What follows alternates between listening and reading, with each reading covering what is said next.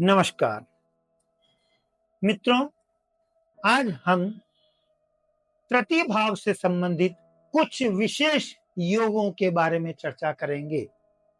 प्रतिभाव कुंडली के सभी भावों की तरह ही अत्यंत महत्वपूर्ण स्थान रखता है,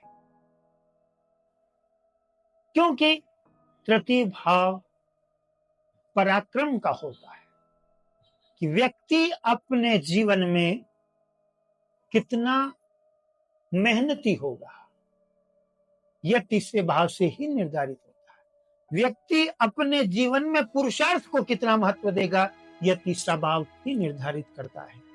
और तीसरे भाव से ठीक 9वें भाव में भाग्य है। भाग्य अर्थात आपका डेस्टिनी कि 9th हाउस जो निर्धारित करता है, जैसे कि मैंने अपने पूर्व वीडियो में कहा था कि व्यक्ति 31 मार्च की बैलेंस शीट कितनी स्ट्रांग है वह 9वें भाव से निर्धारित होती है।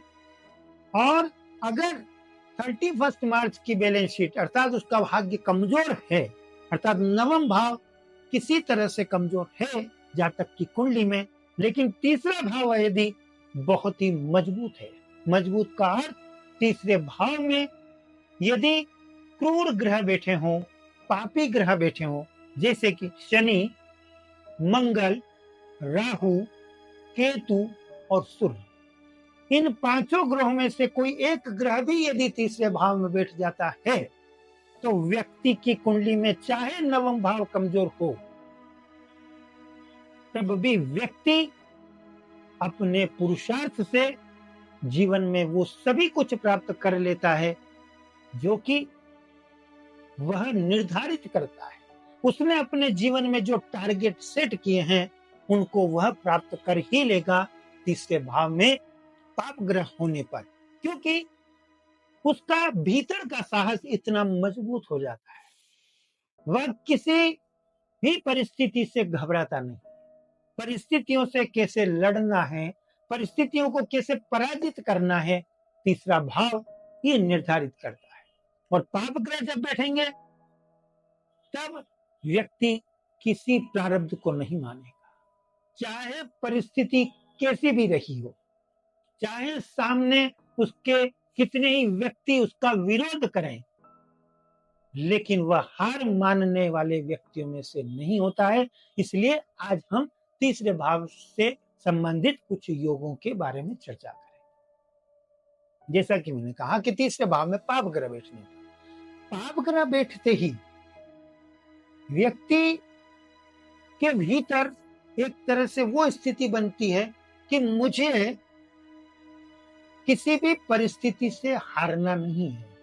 मैं जानता हूं कि मेरे सामने कई तरह के चैलेंजेस आ रहे हैं, कई तरह के चुनौतियां आ रही हैं, और मैंने यह अपने अनुभव में देखा है कि प्रायः स्पोर्ट्समैन जो होते हैं या आर्मी में या युद्ध में अपने पराक्रम के द्वारा अपना स्थान बनाने वाले व्यक्ति के तीसरे भाव में पाप ग्रह होते हैं।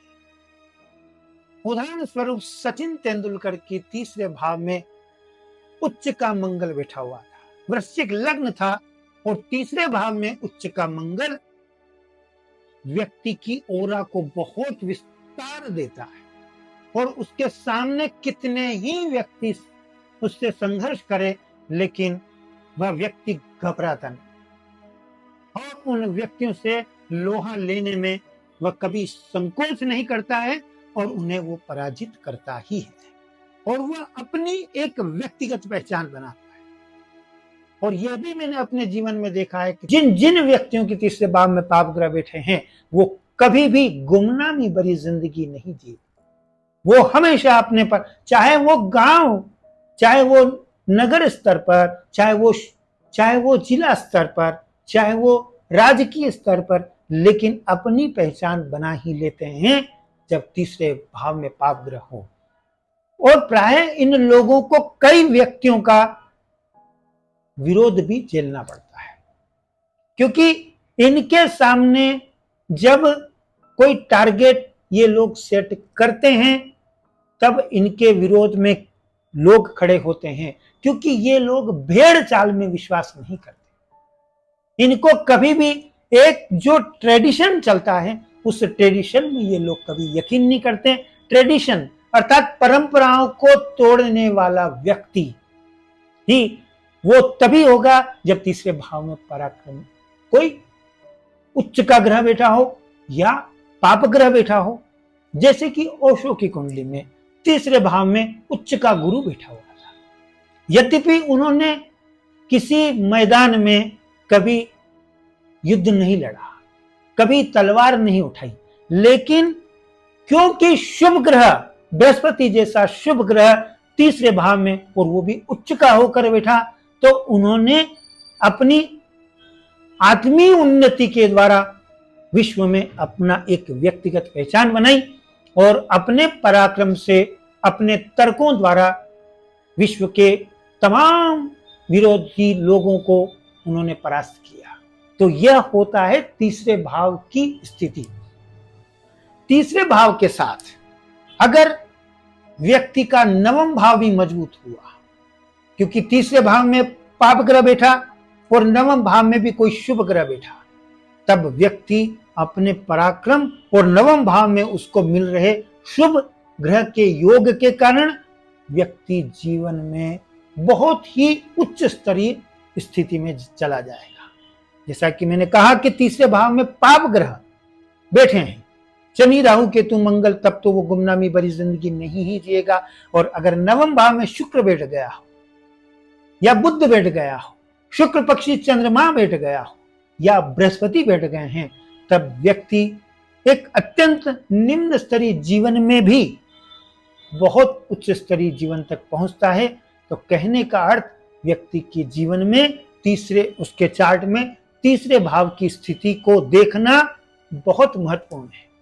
और कई बार मैंने ये अनुभव में भी देखा, व्यक्ति युद्ध में बहुत तीव्र स्तर पर पराक्रम दिखाते हुए मृत्यु पर भी विजय प्राप्त करता है।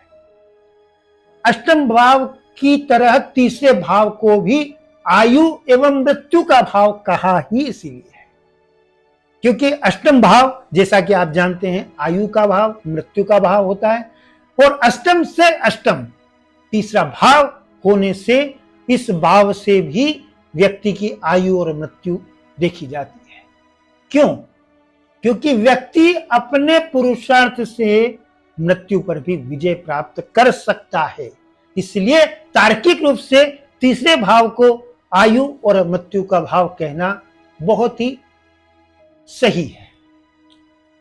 हम अपने अगले वीडियो में इसी तरह से तीसरे भाव के अन्य ग्रहों से या तीसरे भाव का अन्य भावों से संबंध होने पर क्या स्थिति बनती है, किस तरह के राजयोग बनते हैं और व्यक्ति अपने जीवन में किस स्तर तक उन्नति करता है, इसके बारे में विस्तार से चर्चा करेंगे। अगर आपको हमारा ये वीडियो अच्छा लगा हो तो कृपया लाइक कीजिए और अधिक से अधिक शेयर कीजिए। नमस्कार।